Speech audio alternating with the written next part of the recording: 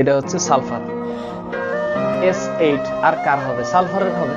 এটা তো আমি জানি স্যার, কিন্তু পরীক্ষা তো লিখতে হবে স্যার। এই যে পরীক্ষা লিখবে আমি, তোরা তো জানিস সবই, কিন্তু পরীক্ষার খাতায় তো লেখা দিতে হবে। আমি যে জানি এটার প্রুফ দিব কেমনে? We have to write and we have to express. এই কারণে কাহিনীটা হচ্ছে কি, মানে তোরা পারিস ঠিক আছে, পরীক্ষার খাতায় ঠিক মতো লিখতে পারা একটা কোয়ালিটি। এই যে আমি আমার পেজে তোদের কিছু কিছু নোট দিই, পোলাপাইন কিছু কিছু আছে ওদের কোনো কাজ নাই, আমার পেজের নিচে এসে লিখবে আহারে কত সময় নষ্ট করে এতগুলা নোট করছে।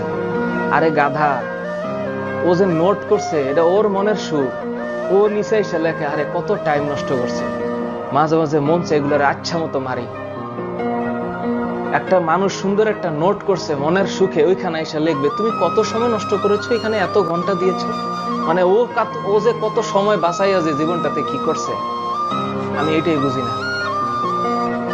আমার প্রাইভেট ব্যাচের স্টুডেন্ট যারা আমার কাছে পড়ে, 5400 জন স্টুডেন্ট একটা ব্যাচে পড়াশোনা করে, এবং এদের সবার এত সুন্দর নোট করে এক একজন।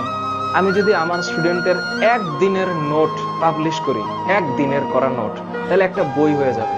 কারণ তুমি ভাবো 5000 জন স্টুডেন্টের মধ্যে যদি 1% অন্তত 20 পাতা করে নোট করে, তা কত পৃষ্ঠা হবে?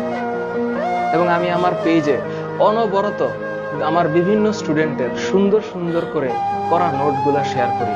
তোমাদের যাদের মন চায় দেখবা, যাদের মন না চায় আস্তে করে অন্যদিকে চলে যাবা। কিন্তু যাদের মন চায় তোমরা পড়ে একটু মানুষ হবে। সবাইকে লেখাপড়া করে মানুষ হতে হবে এমন কোনো কথা নাই। হ্যাঁ, কারো কারো লেখাপড়া ভালো লাগবে, কারো কারো ভালো লাগবে না। You are free.